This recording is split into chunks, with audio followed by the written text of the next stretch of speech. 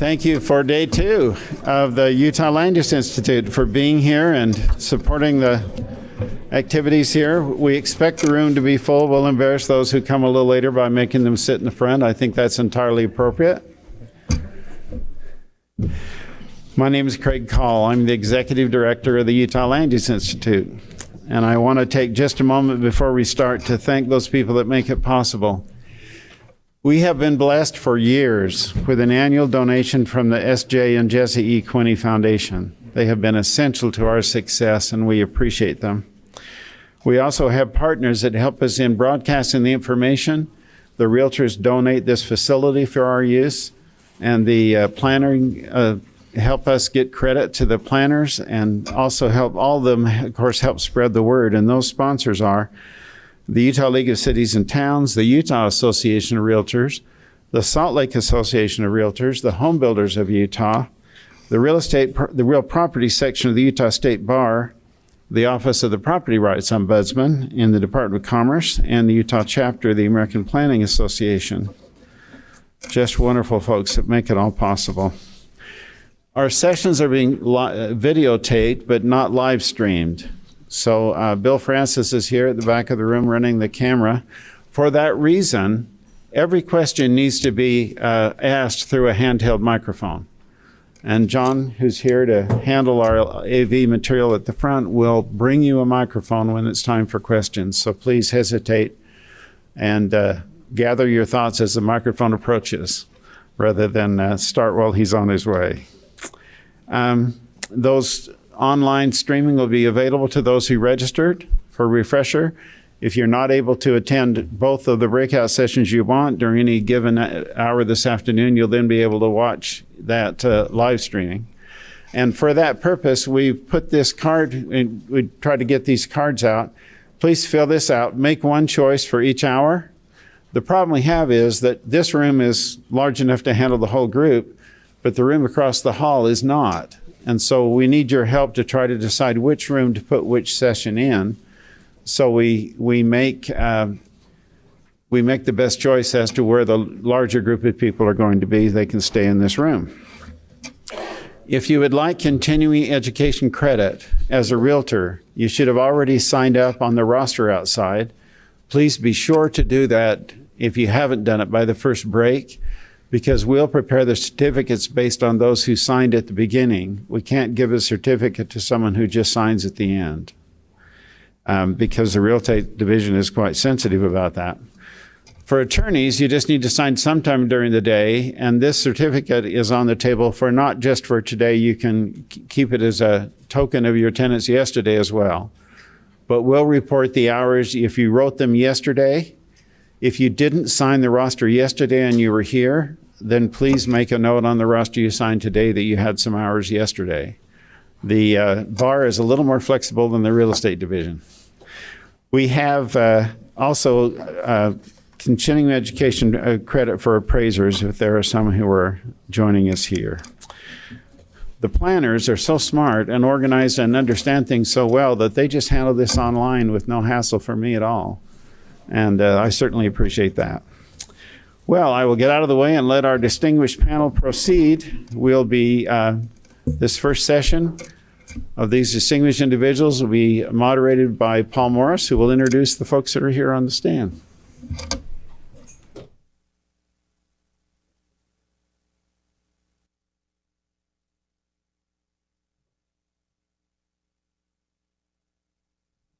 Thank you very much, Craig.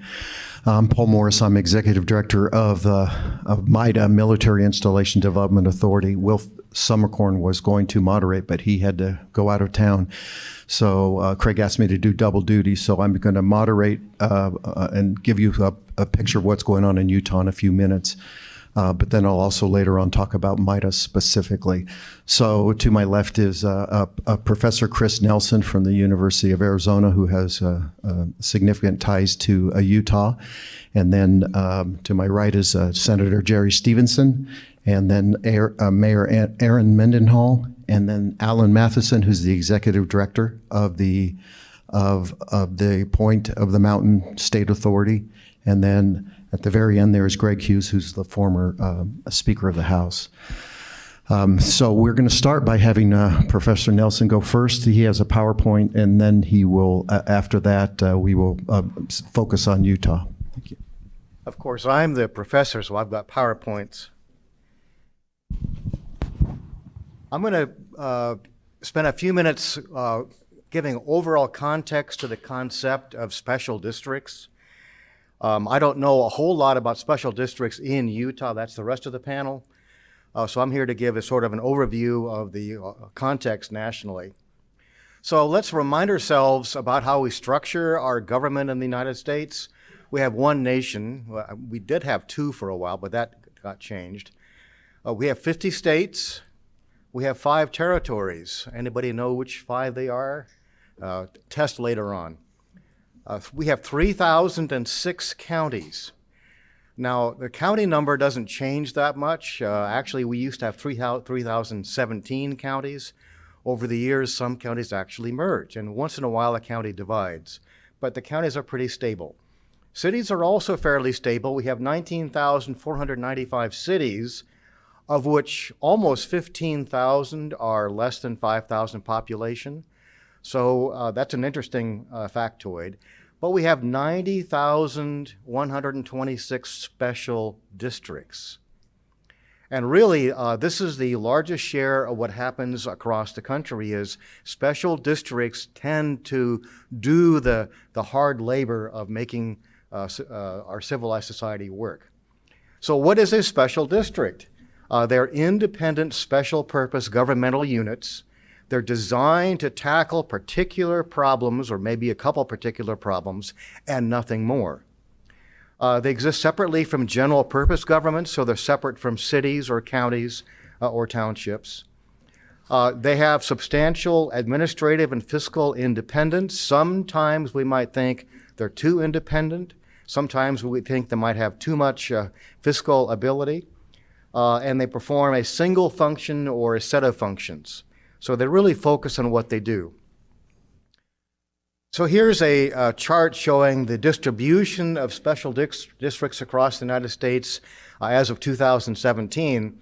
Notice the top one, fire protection special districts. We have more of those than any other special district, but we have water, we have sewer, we have cemeteries, libraries. Around here we have mosquito control. All of these very specific functions are run by very specifically oriented staff and officials.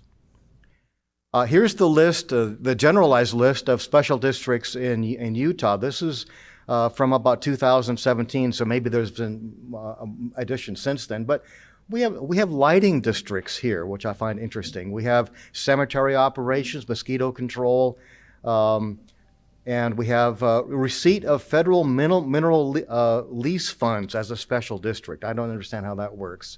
Maybe the lawyers here and the legislators here know how that works. So here's the growth in special districts between 1977 and 2017. Fairly steady growth, although the growth rate, frankly, is lagging the population growth rate. So we don't find a lot of really explosive growth in special districts per se. We've gone from about 80,000 special districts 40 years ago, more than 40 years ago, to about 90,000 now. Our population has increased at a higher percent. So there's a lot of different options for running these creatures. They can have elected boards, so we have some here. More typically, though, boards are appointed by locally elected officials. So county commissioners and council members will appoint members to special districts, and they can also sometimes appoint themselves to that special district. I actually think that's a good idea. That's my personal opinion, because elected officials are responsive to the public. So if they appoint themselves to special district, they appoint themselves to be sort of the overseer of that. Around here, also around the country, we have what are called metropolitan planning organizations. We have the Wasatch Front Regional Council here. We have the Mountain Land Association of Governments. They're comprised of representatives from individual cities and counties, and also some other people would be appointed by the board to participate. Some of these special districts are appointed by the legislature, some are appointed by the governor. We'll get into more of the nitty-gritty of this for the Utah context on the panel. So what are some of the issues? A particular special district may be charged with doing a particular thing, but sometimes they can wander away from that charge and maybe do some other things that may or may not be authorized. If nobody says no, they'll do those things. Whom do these special districts serve versus who do they actually serve? This is part of the accountability issue with special districts. Special districts, because they are specialized, are very malleable to pressure by pressure groups, lobbyists, and so forth, and may not be as sensitive to the broad public as they should be, perhaps. How visible or invisible are they? There was a newspaper article some years ago with the Deseret News talking about some of the special districts that didn't really have any calendar of meetings. They would just get together once in a while, and the board, without any public announcement, things are publicly announced these days, but the point is that these special districts can oftentimes operate well below the radar screen, well below the newspapers, and spend a lot of money. Speaking of which, how do they pay their bills? What is their revenue stream? How do they coordinate with other units of government? Sometimes they're so independent, they don't care what the cities or counties are doing. They just do their own thing, which can cause problems, you can well imagine. They can borrow money, and when they borrow money, who's on the hook? Does anybody remember the days of the Washington Public Power Supply System, euphemistically called WHOOPS? It was a statewide special district created in the 1970s to build 5 nuclear power plants for $10 billion. And then they realized they'd only needed 1 power plant. The WHOOPS went bankrupt, and the state of Washington taxpayers were let off the hook by the courts. And so all of the investors into the bonds for WHOOPS lost their money.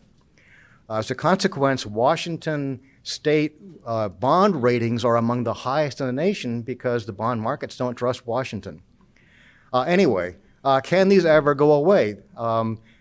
Typically, there's no sunset clause with these things. What are the oversight mechanisms? Who's looking over the shoulder of special districts? And how are they held accountable? In part I've studied special districts a lot of my academic career. The most interesting report on special districts is the one at the bottom, The Problem of Special Service Districts in American Government, dated 1964. Every single issue raised in 1964 is pertinent today. So if you're really into this stuff, I recommend this 128-page, well-written report. And with that, we'll go on to the panel. Thank you very much. Thank you. So what I'd like to do is just take a few minutes and then talk about Utah specifically and these state authorities and make a distinction here. So I appreciate the overview, and we, as I understand it in Utah, we have, and Cameron, where's Cameron? Is about 240-ish cities, right? 248 cities. We have 29 counties, but we have over 400 of these local districts or these special districts that have been described. But I want to make a distinction between the local districts and what we're talking about here is state-created special entities. So we have, as you think about it, you have top down and bottom up. So we have local government. Counties are top down. The 29 counties were created by the state. You have no choice. Everybody's in a county. Every inch of the state is inside a county.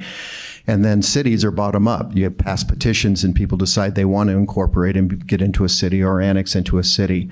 Both kinds, top down and bottom up, are general purpose governments. They provide lots of different kinds of services. And then those, either the counties or the cities or combining together, can create these local districts from public infrastructure districts, local districts, special service districts, and so on that constitute these 400-ish districts. And they are, as the professor indicated, limited limited purpose governments. They're laser focused on a particular thing, whether it's water, fire, that sort of thing.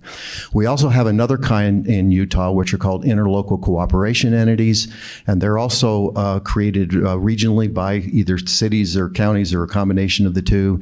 If you dial 911 right now, sitting in here, you're in Sandy, it's going to go to VEC, Valley of Emergency Communications Commissions, which all of Salt Lake County, except I think Salt Lake City's large enough, they have their own dispatcher. But your call is going to go out to West Valley City, to this interlocal entity that collects the E911 that are on all the bills in Salt Lake, and that's what funds them, and all the antennas are out there, and the dispatchers there are going to decide, oh, you're in Sandy, and send the Sandy, or if you're in Midvale, or if you're in West Valley, and send them. So that's a regional entity created by the cities. Many of the school districts and cities and counties are insured, not by an insurance company, or they might have a portion of their insurance, but they're either in the Utah Local Government Trust, which is in North Salt Lake, which is also an interlocal entity, or they're in IRMA, the Utah Risk Management Mutual Association, which is located in Orem, and that has 17 cities, and the other one, the Local Government Trust, has, 300 different governmental entities, maybe more, that they insure. And those are interlocal cooperation entities. So we have not just local districts that are created by a city or a county for a portion of their city or county, but we also have these regional local government districts that are created. Now, let me make a distinction between that and what I think we're going to focus on for the rest of this panel. So what we have in Utah, sometimes the legislature under the Constitution creates the mechanism for creating cities, creates the mechanism for doing these local districts and creating these separate political subdivisions. But sometimes the Utah legislature decides that there is a need to have a state-created specific political subdivisions for a specific purpose. So by my count, and I just did some research on them, but I might have missed one, but by my count, there's 16 of these that have actually been created in Utah. And 13 of them are listed as called independent entities. And here's the definition. It's very simple. Independent entity means an entity having a public purpose relating to the state or its citizens that is individually created by the state. So it's not created by the locals, created by the state, and is given by the state the right to exist and conduct its affairs. And then in that list is 13 of the 16. And I'll just read the list real quick that are the 13. The Utah Beef Council, Utah Dairy Commission, the Heber Valley Historic Railroad Authority, the Utah State Railroad Museum Authority, Utah Housing Corporation, Utah State Fair Corporation, Utah State Retirement Office, SITLA, School Industrial Trust Fund Office, the Utah Communications Authority, Utah Energy Infrastructure Authority, Utah Capital Investment Corporation, and then my entity, the Military Installation Development Authority. So that's 13 that are set under these, what are called independent entities. Then there's 3 other ones that I'm aware of that were created but not put in this section of code. They were put in 3 other locations, and that's the Utah Inland Port Authority, the Point of Mountain State Land Authority, and then the Colorado River Authority of Utah, which just created last year. So these entities typically are created as political subdivisions, just like the local districts that are created at the local level are political subdivisions.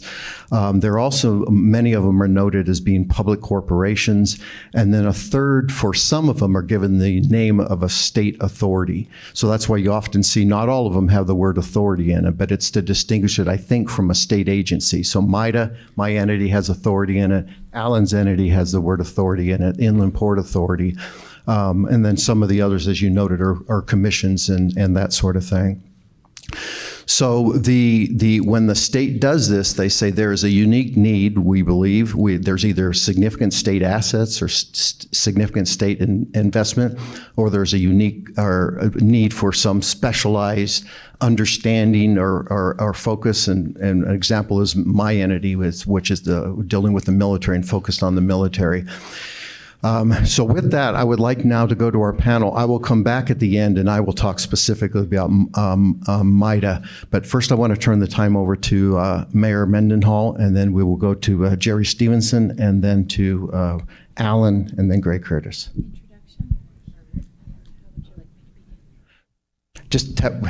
Yes, please, just introduce your thoughts from the local government perspective. Sure. Thanks. Thanks, Paul. It's I'm not just up here to be the woman on the panel.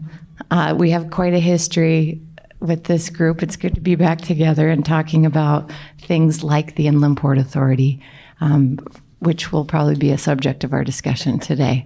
A bit of catharsis to come back after all these years and talk about it in an objective way. I'm Mayor Mendenhall, and I was on the City Council when the Inland Port Authority was created in the 2018 legislative session. And I serve today on the Utah League of Cities and Towns Board, which I have for a number of years. And I'll certainly be representing the argument of local control, which our democracy is really based on the ability to elect leaders who can make decisions on our behalf, and we can hold them accountable for those decisions, be they land use, which I think is the most critical authority that we entrust at the local level to make decisions about what happens with the land and the space in our cities. And I don't think any city ever considers that a great portion of it, 1/3 in Salt Lake City's case, might be usurped by an unelected entity and have decisions made on the city's behalf and have tax increment taken from the city. So it is very much a live discussion.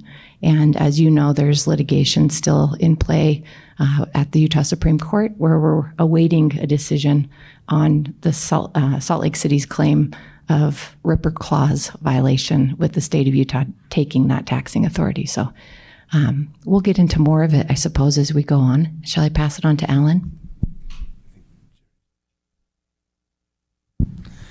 Thank you, Mayor. I've worked, I think, with everyone up here on occasion, and my name is not even on the program, so that's I kind of fell into this. I was scheduled and then not scheduled, and then now I'm back. So that may demonstrate my indecisiveness on things.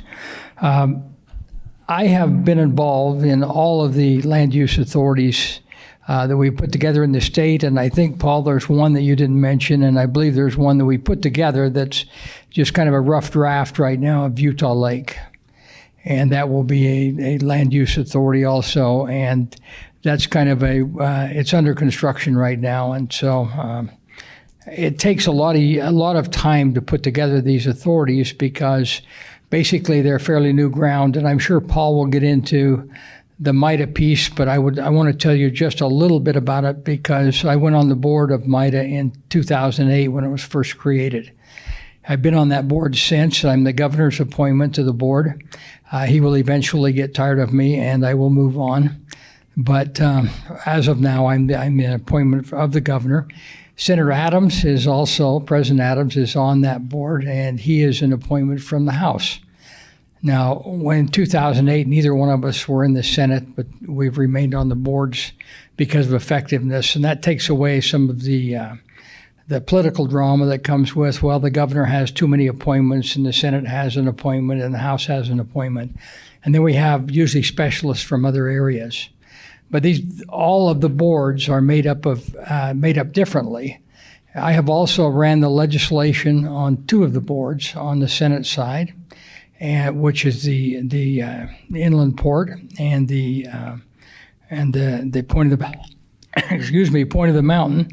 I've been in the legislature 12 years, and I've ran a piece of legislation every year for the MIDA board. Big projects do not take place; they are not instantaneous. You see a lot of things come back to the legislature, and the reason they come back is because they're like an amoeba. They move around, and we have to make corrections there. You see legislation every year from alcohol and beverage control. You'll see a lot of land use bills every year, and the reason it's fluid, and we have to react to those things. So that's the reason that I'm up here. I have served as a mayor. I served 12 years as the mayor in Layton. I've been on city council. I've served on a planning commission. And I've been in the legislature for 12 years now. I chair appropriations on the Senate side of the aisle, And of course, all of these land use authorities require appropriations, and so it's been a very interesting process to work through. But if there's really a granddaddy of authorities, I don't know if it's me or you, Paul. Maybe with your facial hair, it's you. So Paul has been involved as legal counsel for the MITA board since its inception, and he is now currently serves as our executive director. And so we've got some history in what we're doing. As Paul said, MITA is tied to the military and military installations in the state of Utah. MITA was the granting authority, if you will, for the NSA facility out in Camp Williams. We are currently the two largest economic development projects in the state of Utah are under MITA.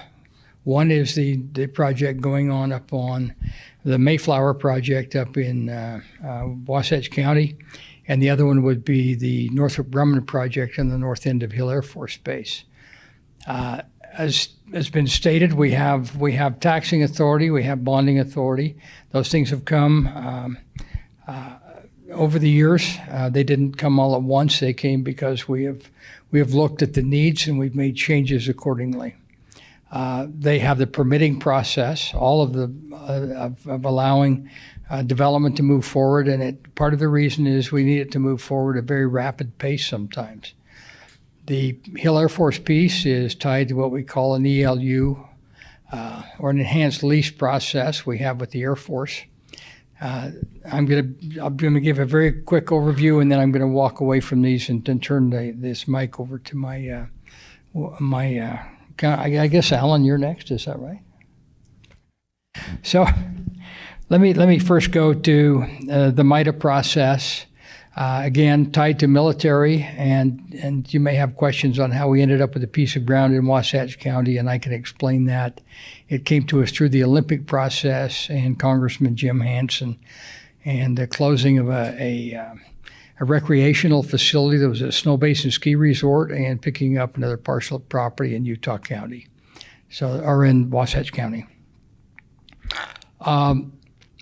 These are big projects, and they usually touch multiple entities, and so it became necessary for us to involve the people that are in those entities. And on MITA, you have the mayors of adjacent to the base. You have county commissioners and mayors from up in the Wasatch County area. That makes up the board, other than a few of us that have been on there for a while. When we go to the Point of the Mountain, I've been involved there since we decided to relocate a prison, became involved with the prison relocation, and actually carried that legislation on the Senate side. We have the Point of the Mountains are unique because it's state property. The property belongs to the state of Utah, and we have a commitment there to try and make that happen as well as possible. It doesn't exclude the free market. But the planning process we are going through does include the very best practices that we can put in place. When we get to a point, much of that ground will be sold through the free market process, or leased through the free market process. The MITA process is different. That was 600 acres of land that was owned by the federal government, and that land is now in the hands of the state and is state taxed.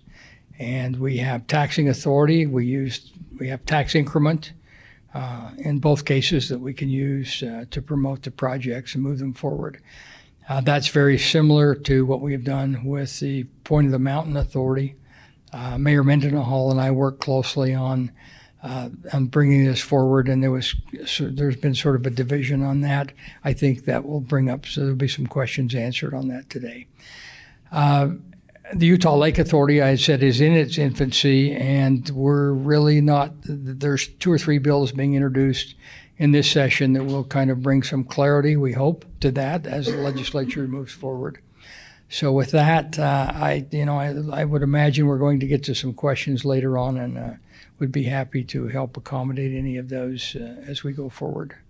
Thank you. Alan. Well, good morning. Good to be with you. I'm Alan Matheson, Executive Director of the Point of the Mountain State Land Authority. It's always uncomfortable being the least informed on the panel, but it's a role that I've become accustomed to over the years. So I'll do my best. But I want to talk a little bit today about what we affectionately call the Point. I think you're familiar with this piece of land. It's 608 acres of state-owned land, currently occupied by the Utah State Prison. It's all within Draper city limits, and it's a remarkable opportunity. I think many people in the state have said this is once in a generation, once in a lifetime opportunity, the greatest economic development opportunity in the state. I don't know, we've heard a lot of that. And I'll be honest, at first I thought maybe that's a little bit of hyperbole, but I've changed my mind. Very soon after I got this position, there were some site selectors who were in town, and they wanted to drop by and just see the site. And so we went up to the top of the Pluralsight building as it was under construction, looked out over the kingdom, and talked about the transportation opportunities with I-15 and Bangerter, with transit on its way. We talked about the site being in the heart of Silicon Slopes, one of the most vibrant high-tech centers in the country. We talked about the growing metropolitan areas that are coming together, the 20,000 acres of undeveloped land in that Point of the Mountain region, the labor shed, the universities close by, et cetera. And at the end, one of them, one was from Texas, one from California, and turned to me and said, while you've been talking, I've been trying to think of an opportunity like this anywhere in the country, and I can't think of one. And I've heard that same story repeatedly. Developers around the country saying, this is kind of one of the big projects over the next 5 years. Last, I guess 2 weeks ago, at a ULI conference in Chicago, they talked about this project. I talked to a guy who's very much involved in innovation districts around the country, and he said every major conference he goes to, they talk about the Point as an innovation opportunity. So it's a big opportunity. With opportunity comes responsibility. And we need to be equal to that opportunity. And I think to that end, we had legislative leaders that were looking ahead and thought, here's a chance for us to take advantage of this opportunity. And I'll give a little bit of history, but in 2018, they created the Point of the Mountain State Land Authority. Now, it kind of grew out of an earlier public process that was run by another entity that the legislature created called the Point of the Mountain Development Commission. And that was a group that was charged with looking at opportunities from in the Point of the Mountain region, say Sandy to Saratoga Springs. It involved over 4,000 people in workshops and in surveys and doing some pretty deep analysis. And through that process came up with a vision for that area. And that area has 20,000 undeveloped acres.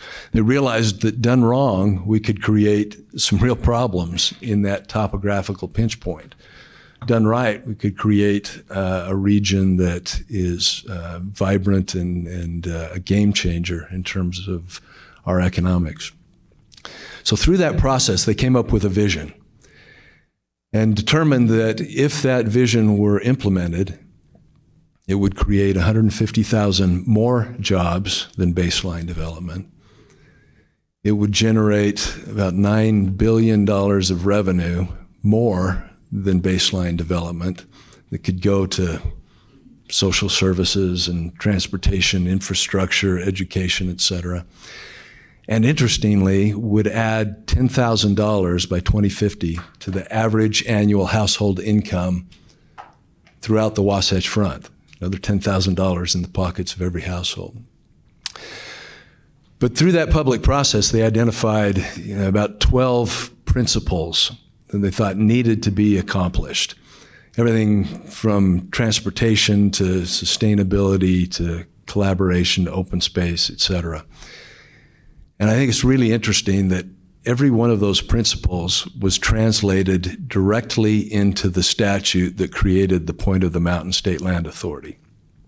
So the objectives that are set out for us came directly from public process, and it includes workforce development, job creation, improving quality of life in the region, having world-class transit and a great transportation system, natural areas, open space, recreation, improving air quality, reducing resource use, real focus on research and innovation, collaboration.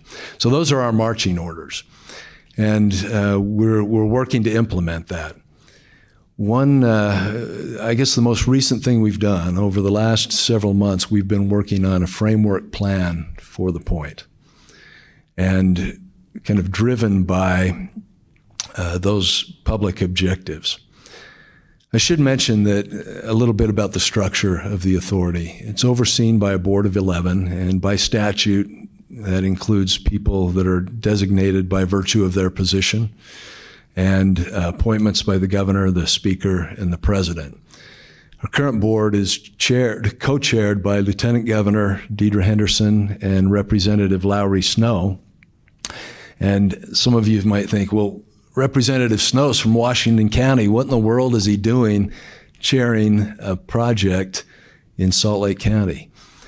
And I think the answer to that is that this is viewed very much as a statewide project, not just a local development, but an opportunity for us to create something that can have broader impacts, a catalyst for broader economic development, for setting a standard for development.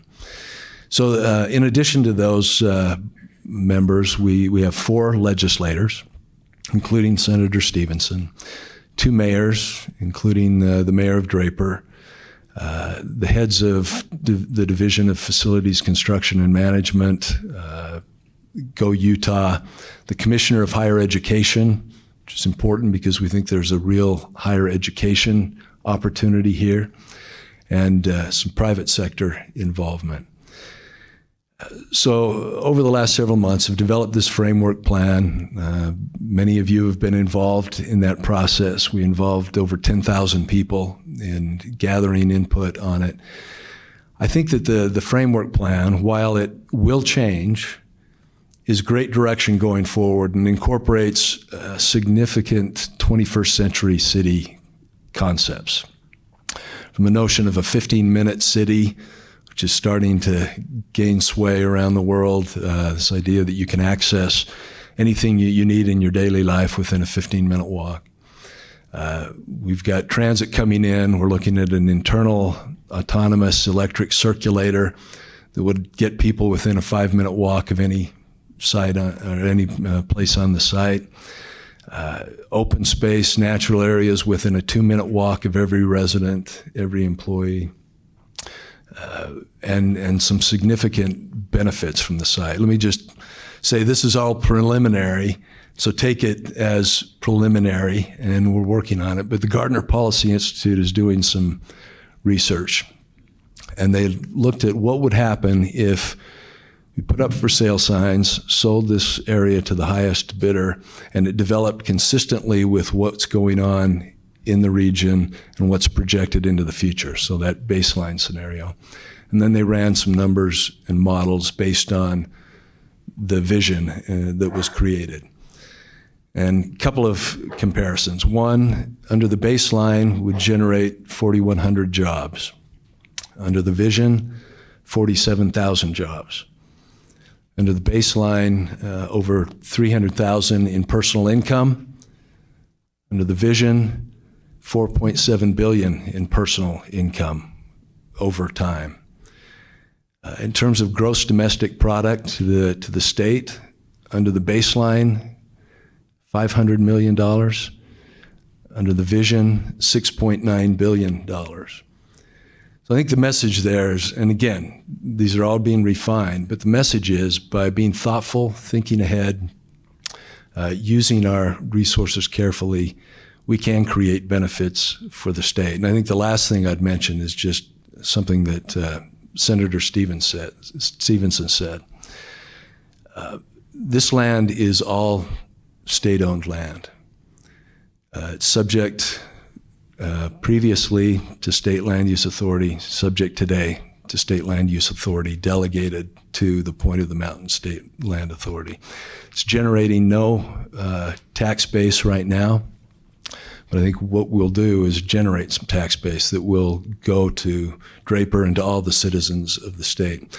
So, you know, whether it's the right approach or not, we think there's some advantages, and happy to visit about those a little bit more as we go along. Thanks.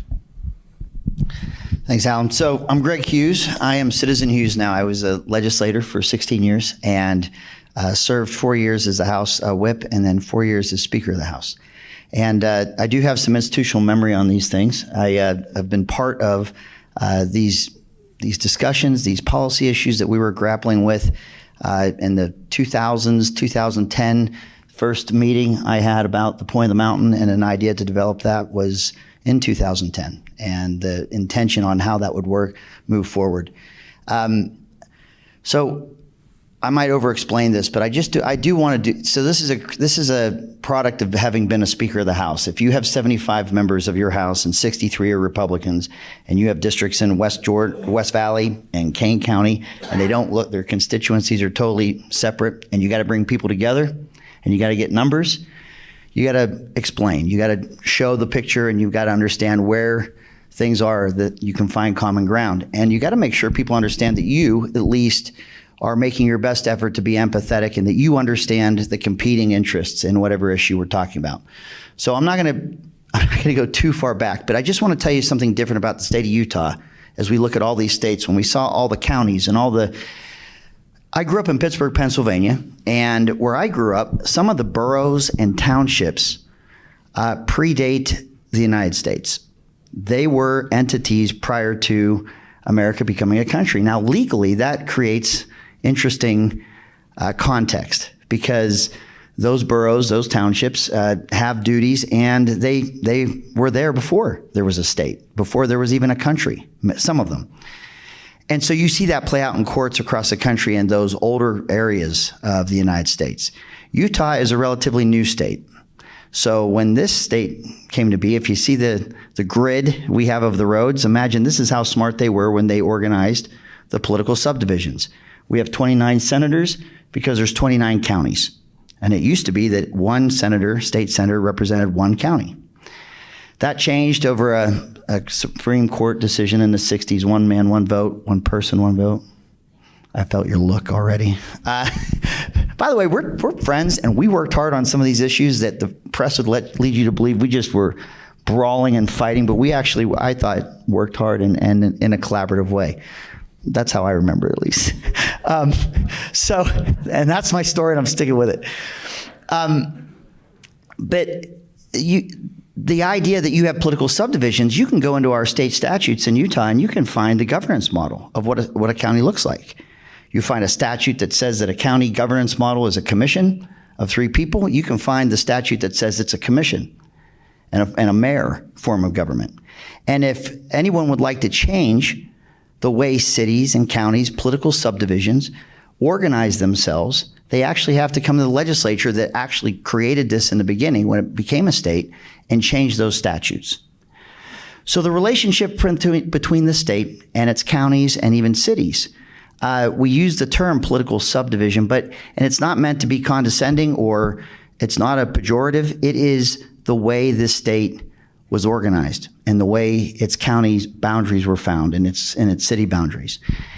So with that context, the issues about special districts, for me at least, when I was a public servant, boiled down to what is the public purpose? Who would benefit? Is this a state, as was mentioned, is this a statewide benefit? Is this a county specific benefit? Is this or issue, or is it a city issue or benefit? And if you found a situation where there was a statewide benefit, for me as a public servant, and I'm going to talk about the Point of the Mountain for a second, because I did run the first legislation to create the Prison Relocation and Development Authority. And this is why. In 2010, there was a meeting in my office, And we had developers that saw this 700 acres. And it is, as Mr. Matheson just described, you're not going to find very many places, maybe in the country, where there's 700 acres undeveloped, equidistant from 2 research institutions, Brigham Young University, University of Utah, 25 miles from a major metropolitan area that is completely undeveloped. That's unique in the United States. The idea that was brought to me in 2010 was, this is all state land, which makes it interesting to develop because we know that the prison is coming apart. It's an old Alcatraz design. It needs to be rebuilt. There's $300 billion plus that would need to rebuild the prison. Governor Huntsman actually made it one of his pillar issues when he ran in 2004. And the reason why I believe that from the time Governor Huntsman was elected forward, you never saw that happen, was that there was a very strong argument that you would never spend the hundreds of millions needed to relocate or tear down the prison when you have needs in public education and other things that those dollars could be wisely spent towards. The prison really didn't rise up into those priorities. And so you didn't see it happen. But the idea that was brought to me was, with it being state land, we never have to go to the city of Draper, because the land is in Draper, and to their planning commission or to their city council. We don't have to get any kind of land use. We can lease the land. The people will develop it, but it'll stay in state ownership. And for the city, I live in Draper, and that's the community that I represented. They have a National Guard armory. They have a water treatment plant of hundreds of acres at the point of the mountain that does not serve water to the community of Draper, but it takes hundreds of acres right off the freeway. And those are economic opportunities typically. You have the prison itself. You had a lot of regional benefit going on that found itself well within the boundaries of Draper. So when this story was explained to me, or this plan to develop that area, I hated it. I hated it because I felt that, once again, the impact would be felt solely in the city of Draper for this regional benefit. And I did not believe that that was the case, particularly because there wasn't going to be any tax base. If it stays in state ownership, you're going to get all these buildings, all this development, and not a single dime is going to go to your county, your city, your school district, none of it. So I'm glad they told me about it, because that's when I filed the bill that we're going to do it a little differently. And we created this broader commission, and it had appointments from Salt Lake County and the city and everyone else. And so that process began, and I didn't know it at the time, but that went 5+ years of hearings. The state of Utah can surplus land, it can acquire land, it can RFP for projects in 90 days, 120 days. You're not going to find a process anywhere that's 5 years long. And what I regret in hindsight, looking back, is I'm not convinced entirely that was the best way to do it.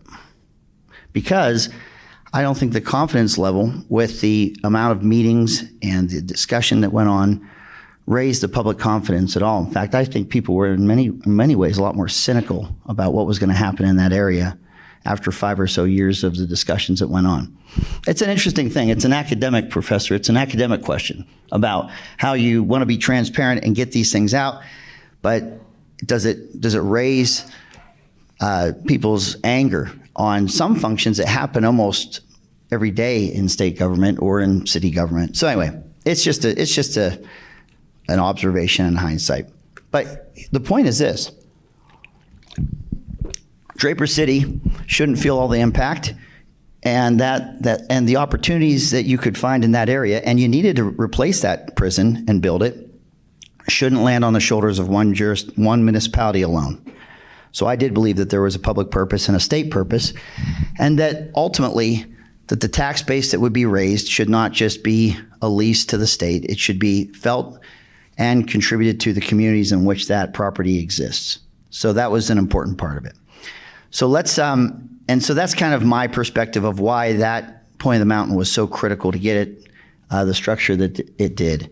And in terms of Representative Snow, when I appointed him to that commission, we wanted to try to lower the cynicism. He lives in Washington County. We didn't want people to say, oh, you're just hooking up your pal. You're just trying to help your friends. He used to be the president of Utah's Bar Association. He's our gray hair in the House when I was there. And we felt that not living even in the Wasatch Front and his strong leadership would distance him from any cynicism about cronyism or things like that. We wanted this to be above, we didn't want this to be above even the perception of that.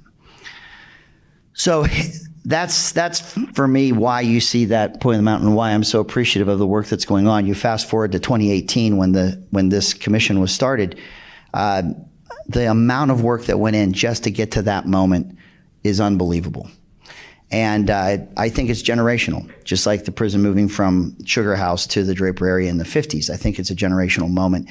And by the way, everything that you heard by way of economic activity that will happen in that area is new, as was said. If it was state land and wasn't getting a dime of taxes or anything else, the rise in revenue in terms of tax revenue that will come from that land for the first time is what we will use ultimately to pay for a brand new prison.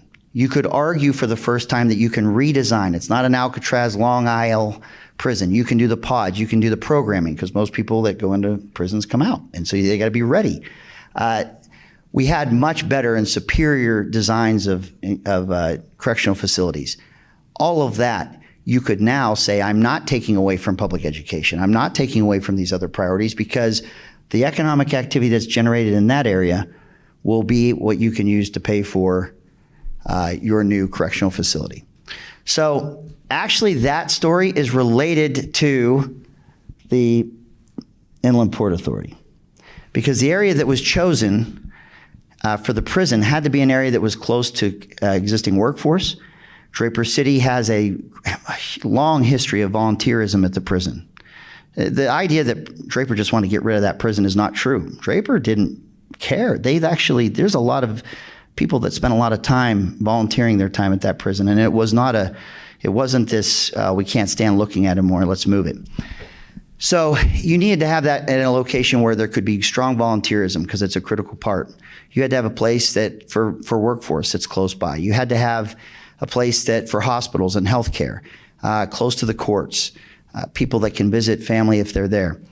So the proximity of where that prison would go was absolutely critical. But if you go to every city and you look around, nobody was really excited about having a brand new prison in their area.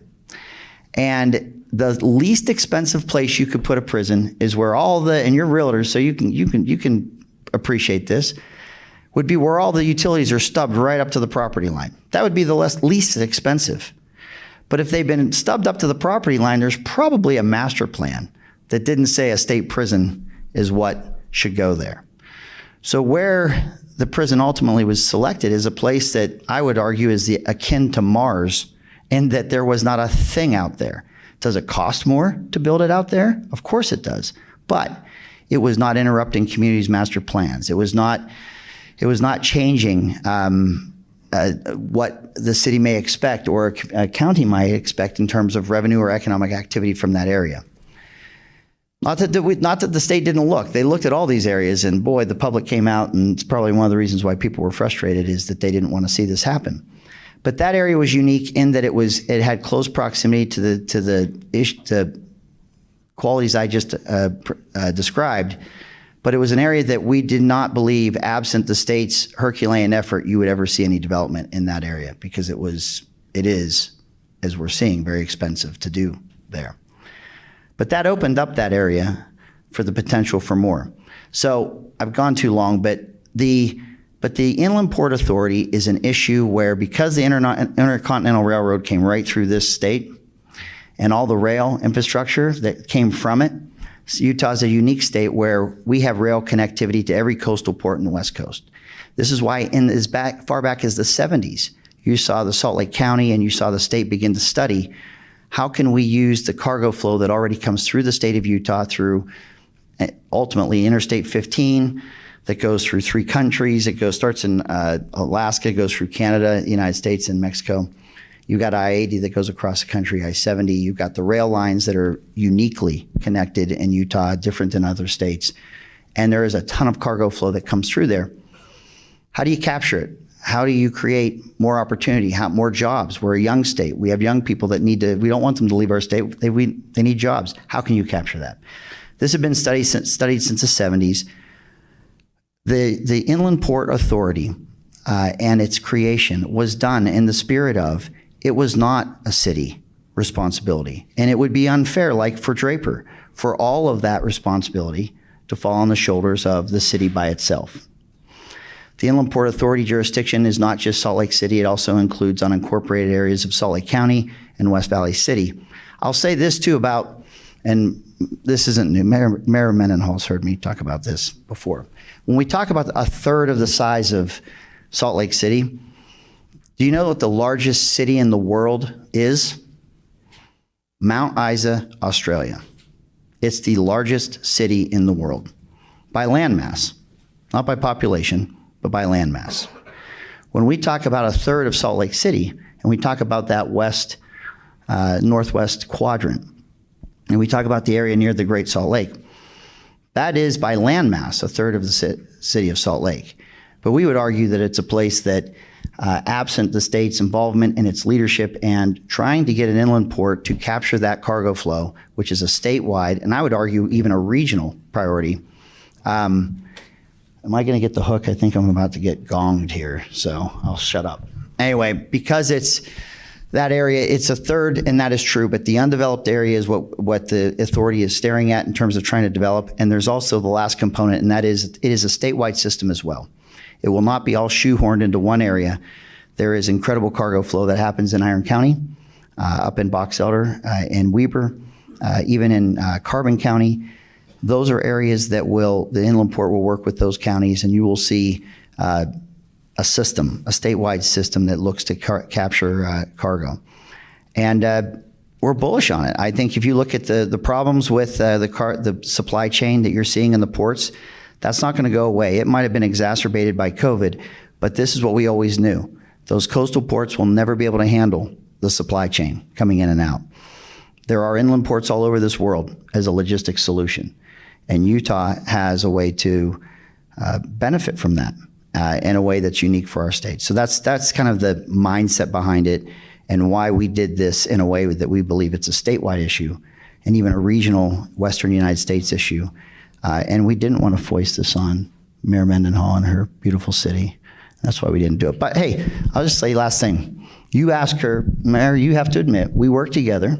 When that first bill passed and we did come together with our staffs and we came into a special session and we celebrated. We sat on as I was on the dais, we had you and others on the dais together. And I honestly, truly believe if you don't have a collaboration with your local political jurisdictions, it undermines what you're trying to do. And so I am disappointed that we're not seeing that strong bond, but I felt like we had it at least for a little bit. So now you get the mic, and I'll probably never get it back. So it was nice talking to you. Thanks. Well, let me be clear that Salt Lake City is not opposed to an inland port. As the crossroads of the West, with what has been attempted to be argued a statewide benefit of the international airport, which is Salt Lake City's airport, and Delta wants to keep it that way, and of course we are going to keep it that way. $4.3 billion investment there that serves far beyond the reaches of the state of Utah. It's really difficult to say this is now a statewide benefit. There's a lot of things, especially in a capital city, that could be argued as a statewide benefit. And this is a slippery, dangerous slope for all 243 cities in the state of Utah, where the state of Utah doesn't own any land in the Inland Port Authority. And where the prison is going is really the far reaches of what that third of our city Inland Port Authority area is. It goes all the way down to our southern border with West Valley City around the 201 and all the way to our western border and comes right up around Redwood Road in Salt Lake City. So where the prison is a bizarre location. I'm not sure there's another state in the nation who's locating a prison next to an international airport, but that's the location that was chosen, and there will be development that follows because of the road that heads out to the prison. But we recognize, and as an air quality advocate who sees a vast majority of the goods coming and going from our great state happening by truck, recognizing that we have actually not just hundreds of times more potential for air capacity, but about 1,000 times more capacity for air cargo expansion. But that we need to transform many of the goods coming in and out of our city from trucks that are absolutely contributing to not only our air quality, but our quality of life, our infrastructure, and what ends up being hundreds of millions of dollars to UDOT to rebuild and maintain our major roadways. When we move a ton of goods by a diesel truck, and 1 gallon of diesel, it can go about 24 miles. When we move a ton of goods with a gallon of diesel on rail, it can go over 200 miles. The opportunity for us to be an inland port is not only a worldwide need, given the supply chain demands that are happening, but it's a great opportunity for our city and for our region if it's done right. So Salt Lake City's arguments about the inland port are not really whether or not there should be one. It's how it happens. And of course, it's in the context of MIDA and these other 12 special districts in the state, but it is inherently unique in the lack of state ownership of land, the taking of tax dollars from a city that has tremendous growth happening and exponential growth potential in this area, and the lack of accountability with the people making those decisions, such as the $150 million public infrastructure development bond that was approved by the Inland Port Authority Board just a couple of weeks ago, whose bond repayment dollars are Salt Lake City taxpayer dollars. So it is complicated how this happens. And the speaker and I negotiated a lot. Senator Stevenson and I negotiated when I was the chair of the council, and our mayor walked away from those discussions. We were able to kind of claw back any participation in the board itself. And it took a couple of sessions for us to negotiate back some of our tax dollars. There was a smaller portion allocated to us in the beginning. At this point, we're getting 25% of that future property tax increment, 25%. We still have to maintain roads, do snow removal, public safety, answer calls for 911 service out there. The public utilities, 25% of what we would be. And it's not just Salt Lake City. Of course, the school district, who's 40% of that tax increment, they don't get any.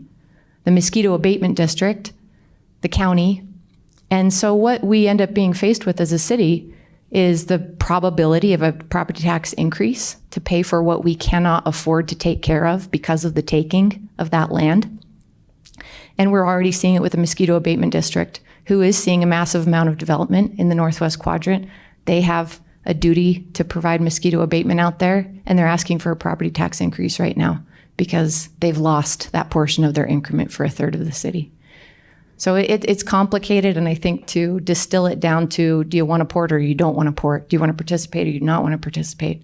It really gets into, as I mentioned at the top, the foundation of our government, which is the accountability of people that we elect to make decisions with our taxpayer dollars. And as property owners, the assurance that those people making those land use decisions are accountable to us. So the city is obliged to allow certain uses in the Inland Port Authority, and we are obliged to not disallow certain uses. So even though the city does have the majority of our land use authority, we can't disallow certain things, and we must allow other things through the current Inland Port Authority legislation. So it is complicated, and we intend to keep being collaborative while we're in court. And no matter what the outcome of that Supreme Court decision is, which outcome will affect all 243 cities and towns in the state of Utah, we will continue to work as closely as we are allowed to make sure that we get the best dang inland port that is possible. Because as we know, the future of our great state and what the state is that we hand on to our kids and our grandkids depends on how well we do these massive projects and whether or not they continue to make our air quality worse, make our traffic worse, make our taxes more difficult to maintain, make housing less affordable, or we do it right. Yes. Thank you very much to all the panel members. I want to talk a little bit about MIDA, and I appreciate this discussion just now because this is the Land Use Institute, so I think we want to focus some on land use. And so I'm going to talk about MIDA and then specifically I'll talk about the land use powers, and then I want to reflect on what was said about the point and its land use powers, and then what the mayor and Greg were talking about of land use in the inland port and such. And then we're going to open it up to you to ask us questions. We'd be very interested in having a great interaction. So I will attempt to be brief, but I think it's important to understand the impetus for one of the most significant of these authorities, which was MIDA, that was created as indicated in 2007.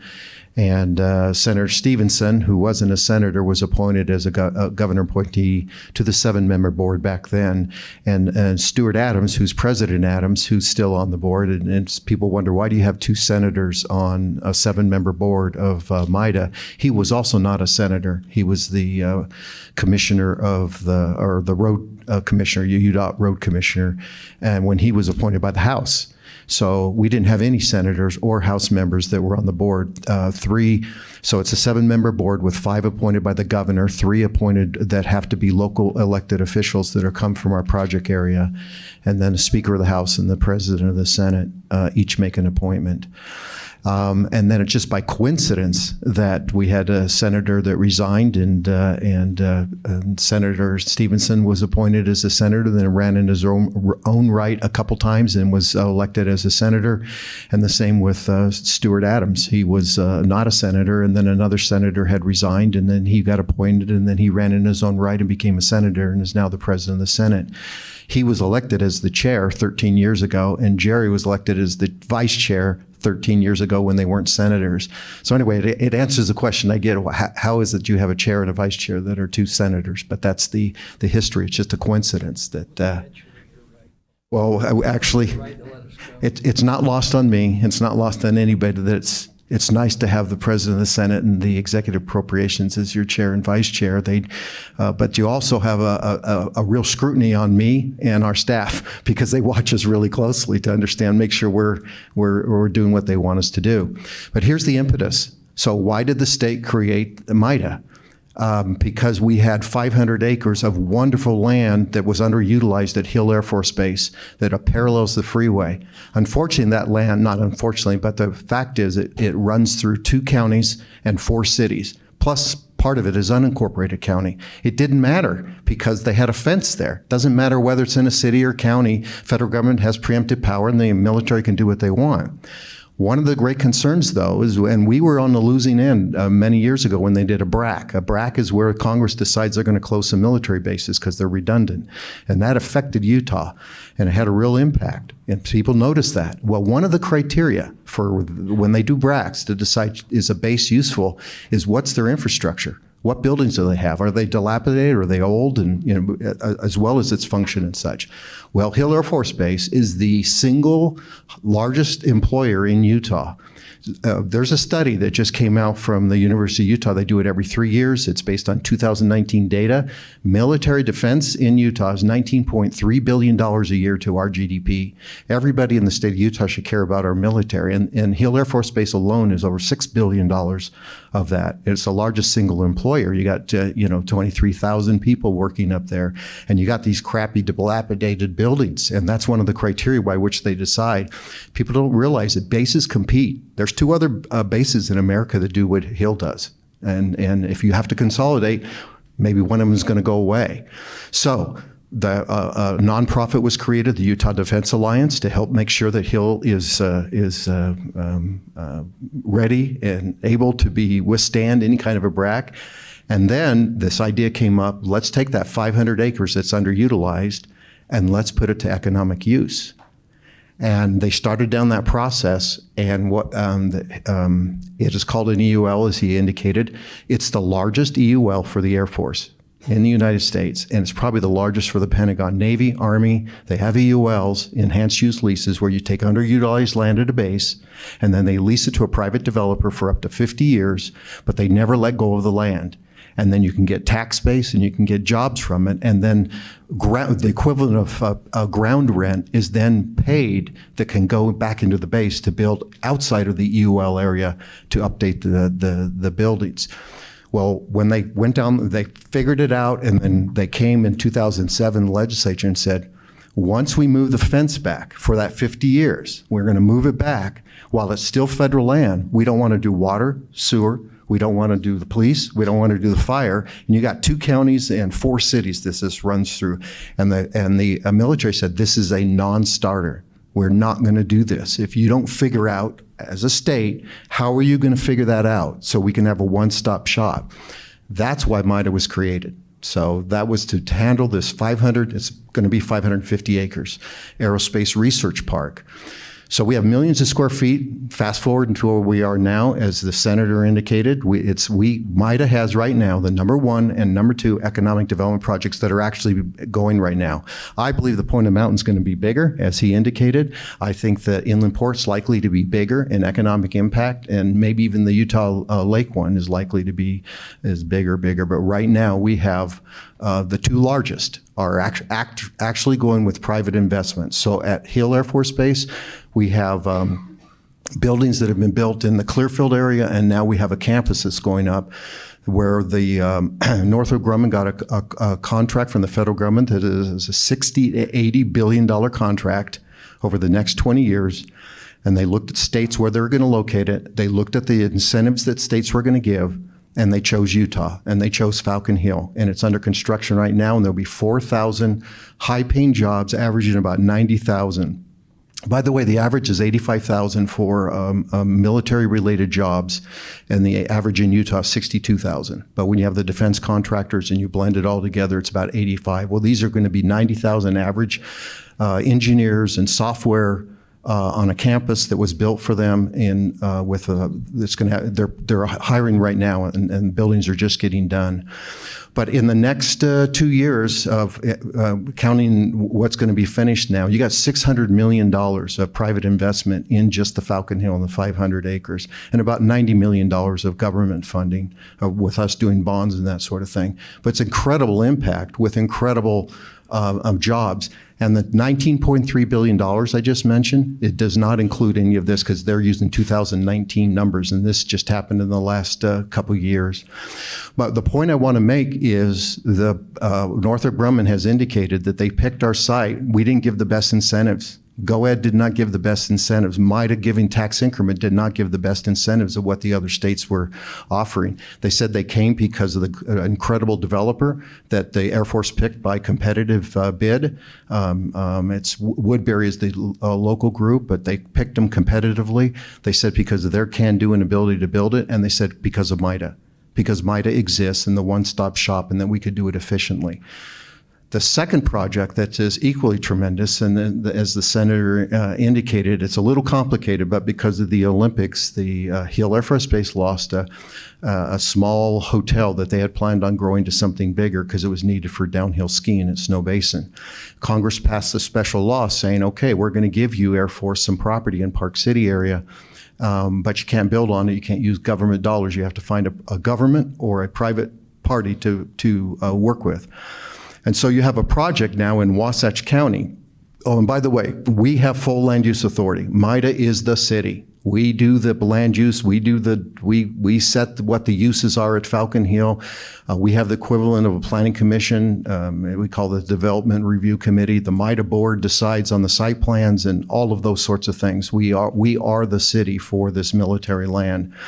When we create a project area, we also have that authority with one big difference. If we go outside of military land, the local city or the local county have to consent to us coming in. We cannot create a project area unless you have 100% of the landowner decides for us to come in, and the city or the county has to consent.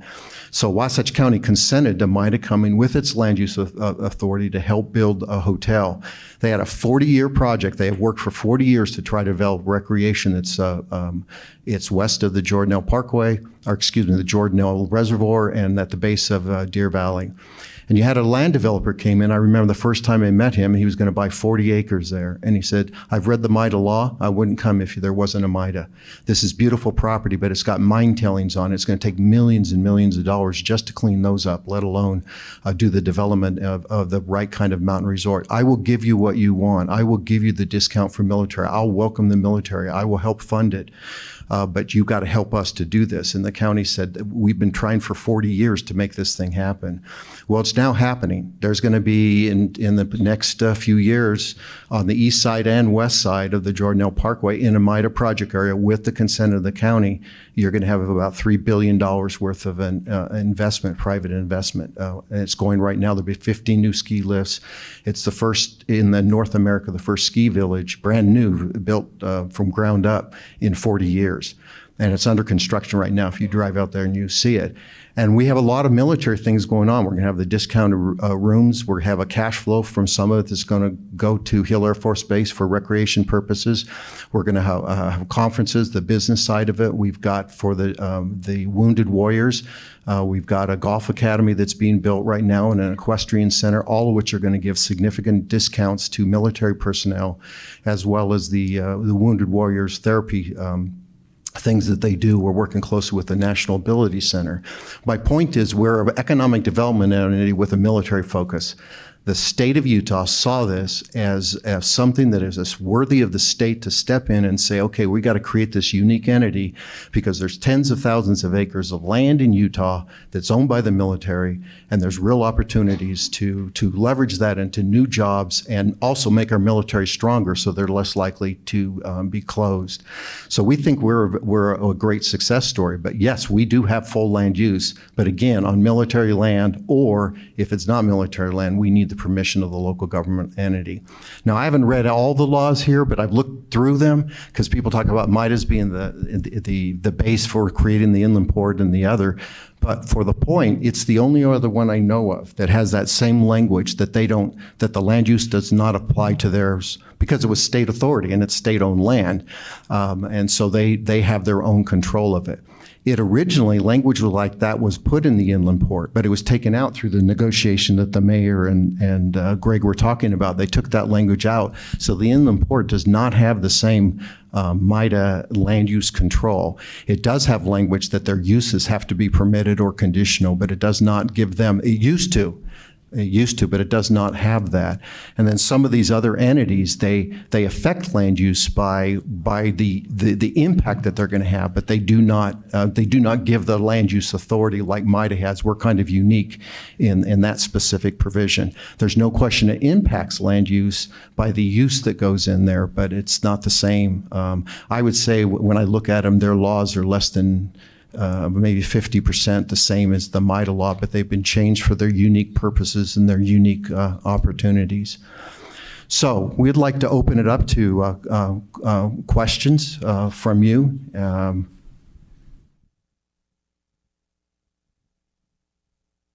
You have to wait till you get to the microphone. Okay, thank you.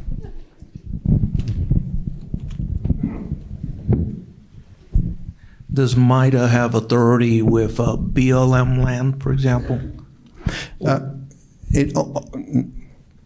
No. No, that's it. Okay, that's what I wanted.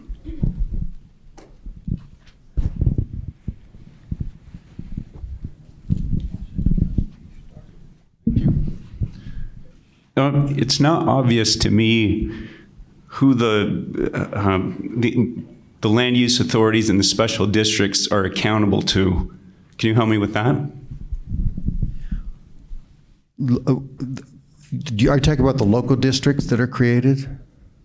Or the state authorities? Okay, so local districts, generally, they have to abide by the land use requirements of the cities, of the counties, of the entities that created them. They have to go in and get their building permits.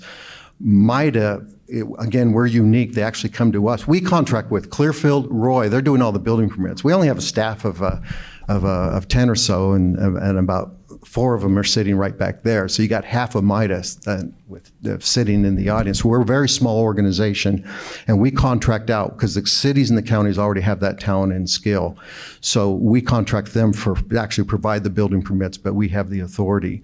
For the inland port, they were required by statute to make their uses either conditional or permitted, but they have to go to Salt Lake City and get the building permits and that sort of thing. They don't have the independent authority to be permitted. So it depends on the specific entity. Does anybody else have a comment on that? But you got to look at the particular enabling. But to your question about who's accountable, the buck stops with the public servants who appoint that board. So if you have the governor who's appointing members of that board, and you have members of the Senate president and the House Speaker of the House, they are the people that were elected, but they're also the people that are accountable for what that, in the case I'm speaking about is Inland Port Authority, but I think it's the same with the Point of the Mountain Commission. That's an important detail. That's where that accountability needs to be, is with someone who's been duly elected, but they have to own what it is that they're appointing people to govern over. I'll just add to that. Of the 7-member board of the Inland Port Authority, only 2 are from Salt Lake City. They're by far the minority, and all of the land of West Valley City that's included in the Inland Port Authority is already developed, and the tax increment was committed before the Inland Port Authority was developed. So really the only developable land is Salt Lake City land, and the accountability part of that becomes really difficult when there's only 2 out of 7 on that board. Maybe I'll just jump in. And again, our situation's a little bit different at the point, but currently the land as state land occupied by the prison, run by the Department of Corrections. So the accountability, of course, goes to the legislature and the governor through the executive branch. Going forward, through this authority that's been created, that accountability is the same. So still have accountability to the legislature who appoints the board, still have accountability to the governor who has a role in that. And so going forward, we know that this is ultimately, beyond those folks, an accountability to the public. And one of the things I mentioned earlier, we've got a number of guiding principles that our board's adopted. Number 1 is promote the public interest. That at the end of the day, this has to benefit the people who own the site, which is all of us in this room, everybody in the state of Utah. Another one is being open and transparent. And through this process, we've involved, in less than a year, 10,000 people in working groups, stakeholder advisory committees, surveys, open houses, et cetera. And another, there are trade-offs in all of this, and I understand it. I really do. But one point that I'd make is if this were a Draper project, which it could be, and would be done well, I'm confident, they'd be accountable to the citizens of Draper. As this is developed, we work very closely with Draper. The mayor's on the board. We meet at least weekly with leadership in the city, coordinating. All of the design standards we do are based on what Draper does so that it could be an easy transition in there. But we also have to be accountable to all of the city councils in the region. So I'm going around and meeting not just Draper, but Bluffdale, Riverton, South Jordan, on and on and on, with all of the planning commissions in the area. And so because there are regional impacts, we have to be accountable to all of those jurisdictions as well. Just a quick comment to Greg's point and yours. I know it's in Midas law. I've seen it in the inland ports, and it's also in the Point of the Mountain. Is the governor's appointments, the Speaker of the House and the President of the Senate. They serve for the terms. I think it's 4 years in each one of them. But they get. It specifically says in the law they can be removed at any time for any reason and replaced, so that you do have that accountability that they were referring to. Gary.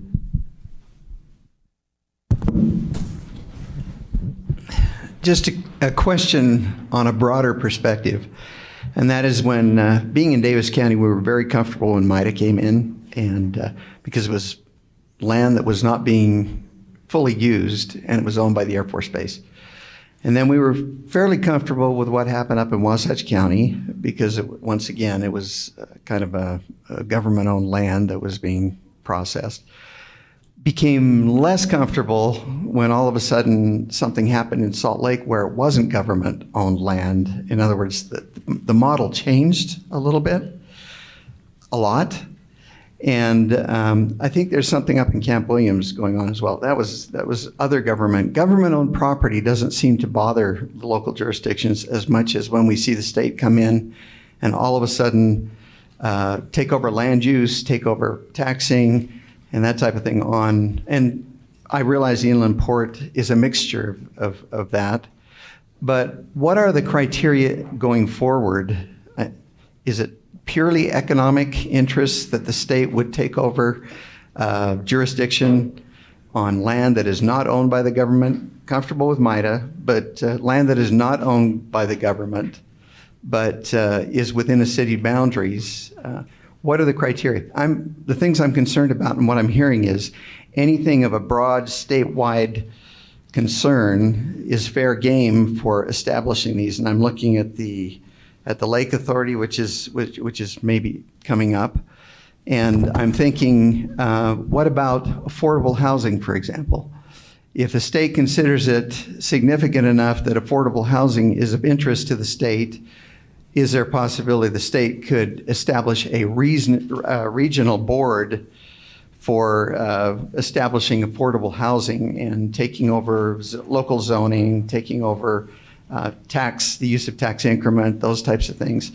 I'm just wondering where it stops. Is there a certain set of criteria? I notice the game seems to be upping almost every single year. Gary, not under my watch. We're not going to get in the affordable housing business.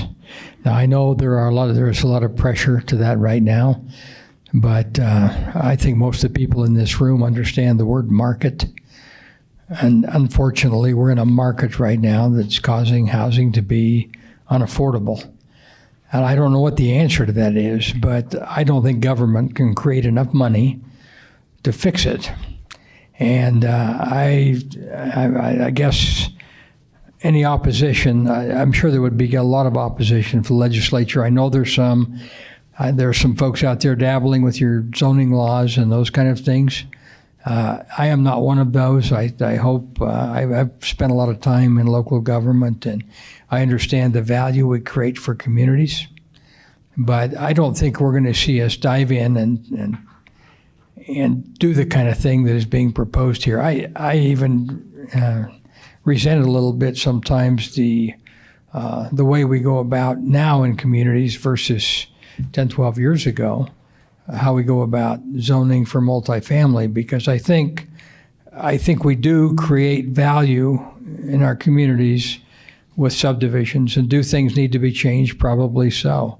I think we can all remember when we've all probably been involved in hearings where everyone wanted an acre lot. Well, the first thing you decide when you get my age is acre lots for really young people. They don't mature with the audience. But I don't think you're going to see a land use authority over. I think we have targeted these three because of the size and the implication to state value that we can create. And the Utah Lake thing, I think, is right now it's under advisement. I talked to Representative Brammer the other day, and there are several bills in the hopper that would involve Utah Lake. The state owns Utah Lake.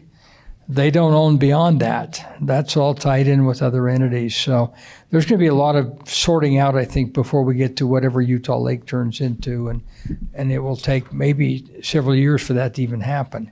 Again, and then you start looking at the water piece of that and the legal implications, and I think it's going to take a long time to sort Utah Lake out.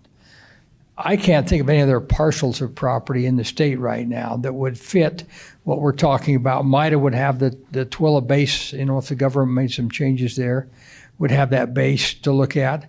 I will say there's a possibility. I think if you look at what's going on with the old Camp Williams, not Camp Williams, but up on the University of Utah campus, Fort Douglas. You've got 12 acres up there that's a military base. And I think that, does that fit as a military base in this days, the way we operate today? Probably not. MIDA could be a mechanism for moving that to something else, but I don't see a lot of those out there. Ogden BDO, that had already transferred. The government declared that surplus and sold it off. We're involved in things that are going on out on the bombing range, but not, that isn't going to be a amazing center of economic development. So I think we'll focus on the 3 projects we have right now, and then we'll see what Utah Lake matures to. But I don't think you're going to see the state try to get into that. The affordable housing business. That looks to me like a man alive. We don't have that kind of budget. We got a lot of money, but we don't have that kind of budget. Gary, I just want to say I share your concern, and I think there's legitimacy in the concern itself. I remember in 2017 going into anticipating the 2018 legislative session, hearing rumblings about an inland port bill, and my good friend Lynn Pace telling our city council he'd light his hair on fire if something like this happened, really not thinking. Lynn never did light his hair on fire, which I still expect of him one of these days, because the worst did happen.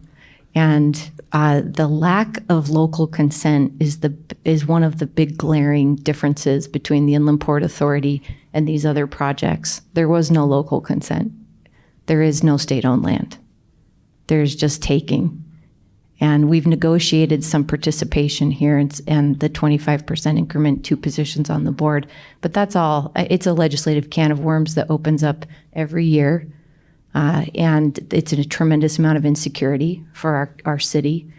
And frankly, I'd like to see a contract in place between UEPA and Salt Lake City that guarantees the way we operate in perpetuity and protects us from the can of worms of legislation and the different relationships with coming and going of speakers and presidents and mayors that absolutely will make us insecure as that lack of consent and the ever-changing nature of it. Gary, I'll just come clean. That's probably the biggest mistake when I was speaker that we made. That land, at least the Northwest Quadrant where most of this development is going on, it wasn't hotly sought after property. It was not expensive. The state could have purchased it and purchased incredible swaths of it. I believed, as I saw developments like the Mountain View Corridor, where landowners had donated corridor for public infrastructure, knowing that the off-ramps would add even greater value to the land they owned already. You were seeing a lot of participation with private property owners for the development of these things. And I knew exactly how much that land would cost, the most of it that we're talking about in the Northwest Quadrant, for the state to purchase, and it wasn't a prohibitive number. But I had thought that the role of the state would not be best served to be the property owner of the entire thing. I believed that there would be, much like you see the way the Mountain View Corridor was developed, there is a cooperative relationship with landowners, that there would be an excitement that this kind of investment would be coming into that area, and that it wouldn't be an adversarial relationship at all. We thought that the idea, we also, by doing that, unlike MIDA, and by the way, MIDA was kind of the gold standard. This is what I'm going to describe that's different, isn't an indictment on the way MIDA does it. But MIDA can do all of its land use, all of its decision-making internally as an authority. We actually thought it was better to go through Salt Lake County's, or Salt Lake City's Planning Commission and City Council. We created that arrangement and that relationship to do that. And if I could go back in time, just get the state to own it all, and then they can just move forward from there. But I did believe back then that there was a net value for the city, the county, the state, that it would be better received than it was. And it was an effort, Mayor, to work with the city to contemplate working through the city staff, and even the money that was part of that tax increment for your additional staff, or for ways for those applications to run through your city. That was an attempt, if it failed, was really meant to be working closer to the city and not just purchase giant swaths and go accordingly. So. Just maybe on a personal note here. So Jerry sponsored the bill that created the inland port, and I've worked with Jerry. And you have worked with him you worked for him when he was your mayor, and I was a city attorney. So I did for 20 years. I was heavily involved in the League of Cities and Towns. So very sensitive to the local government sorts of views. It's in my DNA. And he was president of the League of Cities and Towns when he was mayor, and I was working at West Valley on land use sorts of stuff. So we worked together very closely. That's how we got to know each other. And so as I've worked with him over the years, and him being one of my bosses on the board, and when we go back 20 plus years, and as a legislator, he is very sensitive to the issue you described. It is not lost on him, and I think other legislators who have that background of the local government need. But he recognizes, and they recognize, that there are times that the state appropriately can step in and do something that would benefit the state. Either it's because they own the asset, but that's not the only reason, or because they see that it's regional, and from their perspective, and I know it would be disagreed by some here, but and many of you, but from a regional standpoint, a state standpoint, or even a national, international standpoint, that we need to do something in the state that is beyond just one particular city and doing that. And so even though they don't have the state asset where they own the property, they saw that, and he weighed that very heavily. I wasn't involved in the creation of the inland port, but I know in conversations with him that he weighs on that. He recognizes that his friends at the local government level. And so when he sponsored that bill and chose, he just saw it as bigger than just Salt Lake City, bigger than Salt Lake County. And I think that you see what's happening with the logistics and what they want to do, and nationally and internationally. And so people can disagree with that decision. What I want you to know is that as he weighs that, I listen to him and we've talked about it, that he sees it as the exception, not the rule. Generally leave it to the local government to do, but there are times where there's a true state interest that it is beyond just one entity, but it's his exception, not the rule. I'm on a steep learning curve here. All of these entities are new to me. I left Utah in 2014, and it's like everything's happened since then. And actually, I'll say that I had colleagues, I used to teach at the University of Utah, I had colleagues email me and calling me in 2018 when the then mayor of Salt Lake City, I guess, abdicated certain responsibilities in negotiating. I don't know the full story. I was having my colleagues calling me, telling me to stop it. Well, what can I do? I'm in Tucson, Arizona right now.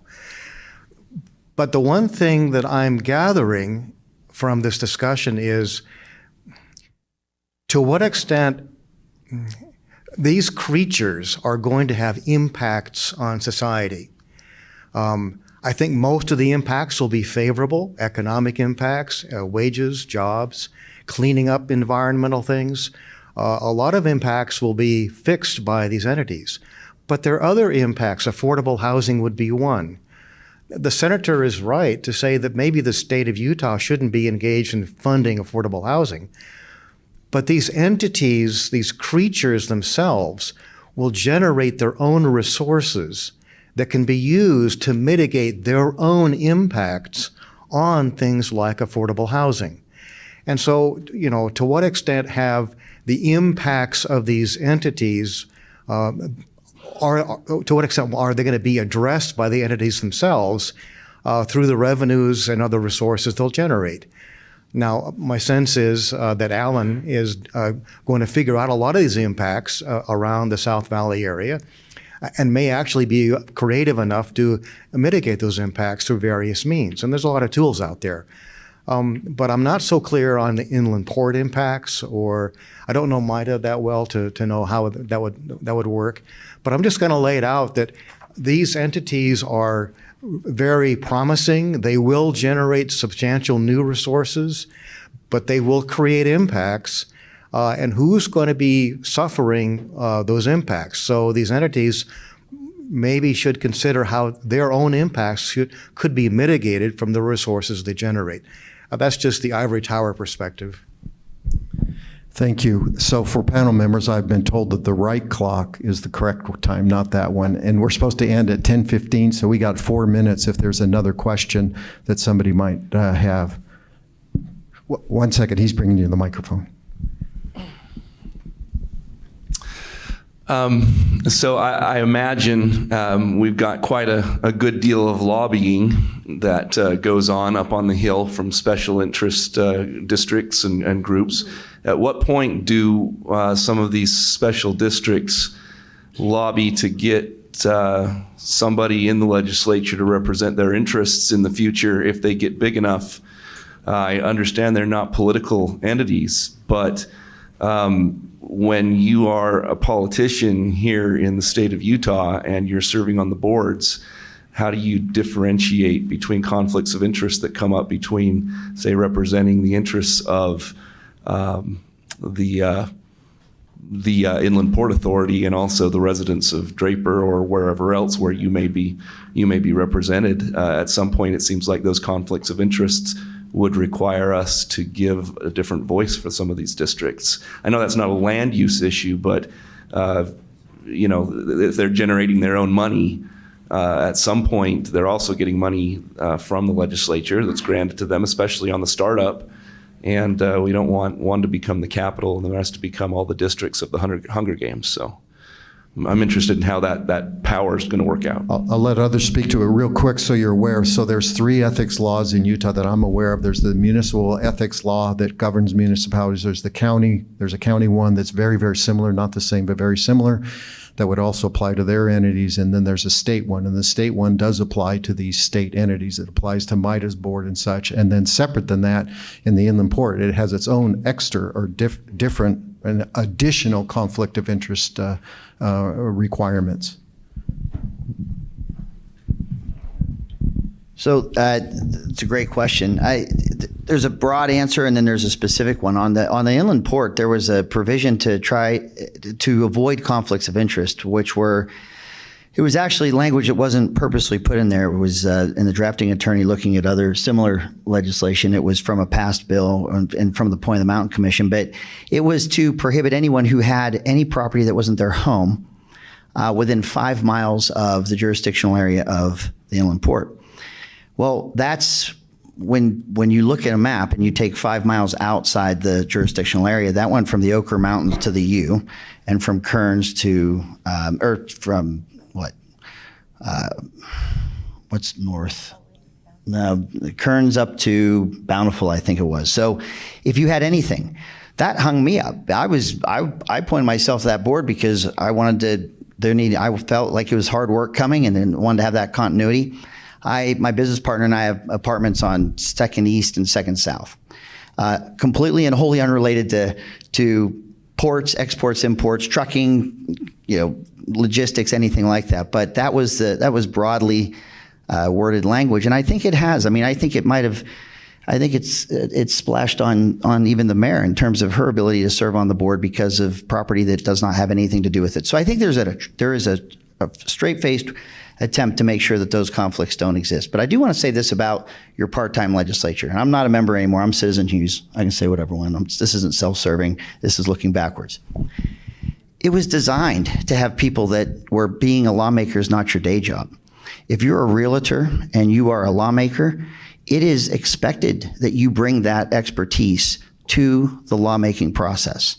If you're a school teacher and we're talking about education funding, we don't see you as a conflict. We see you as a source of information and explaining why the schools and the funding and all of those things, even if you do, by raising the weighted pupil unit, increase teachers' salaries, if it impacts the profession of which you are engaged in generally and not you specifically, that's where it's not a conflict. And so I love Utah's legislature. We've had a tough time in the last year, or I haven't, but certainly Senator Stevenson has with it was like a full-time job with COVID and everything else with the special sessions. It wasn't designed to be that. 45 calendar days are like 32 work days to put the whole state budget together and pass legislation. And it's meant to get in and get out. and then get back to your day job, whatever it is that you do in life, and then live with those budgets and those laws you pass, which is supposed to bring a heightened sense of what it is that you do when you're acting in the capacity of a lawmaker. So that some people worry that that's a conflict, but I think our state constitution by design wanted people from specific walks of life and life experiences to serve as lawmakers, and then to bring that to the body that they're a member of and to inform it. So there's that. I'm going to take just 1 minute. There are three of us up here, the former speaker, the mayor, and myself, that basically get lobbied for everything that takes place in the community they represent.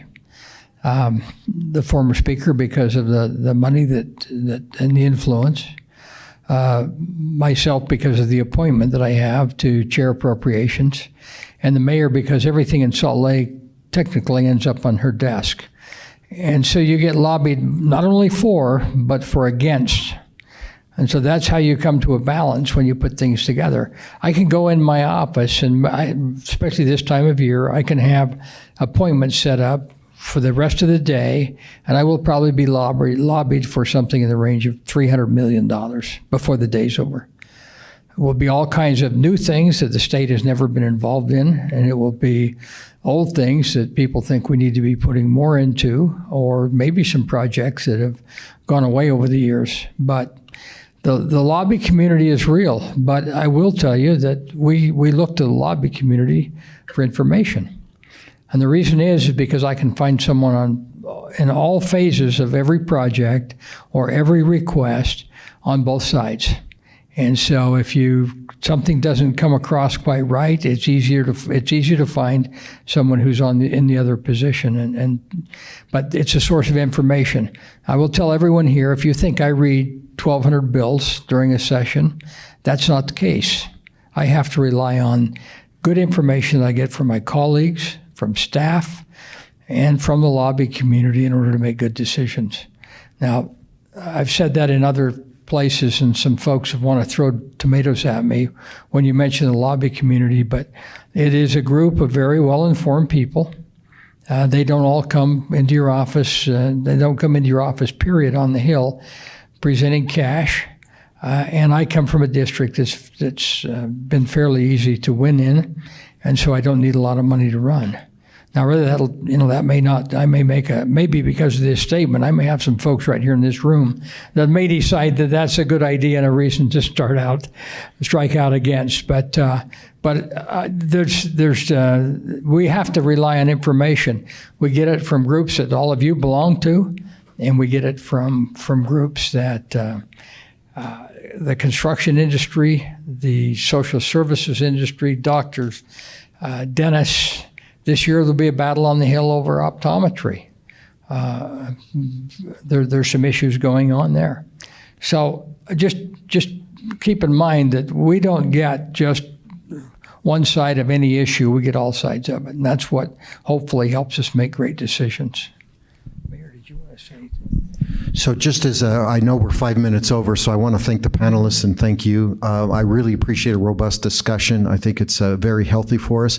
And in conclusion, I just want you to know that I sit back and think about, I've been here for a long time. I've got 4 kids who all own houses in Salt Lake County. I got 10 grandkids. I care about their future. I wonder about their jobs. I care about the inversion and economic development. But I sit back and look at Utah. We can do better, but look at us. You got executive appropriations here. Utah's one of 13 states that AAA rated by all 3 agencies. The Utah way is doing something right. Salt Lake City, my hat's off to the mayor, AAA rated city. If you look at the list of big cities who are AAA rated, Salt Lake County, AAA rated, Salt Lake School District, AAA rated. So we're doing something right. Utah, it ebbs and flows. We can do better. We got to have a good debate. But when it comes to our economy, we've got people that are doing a pretty great job, and I for one, appreciate it. Thank you, everybody.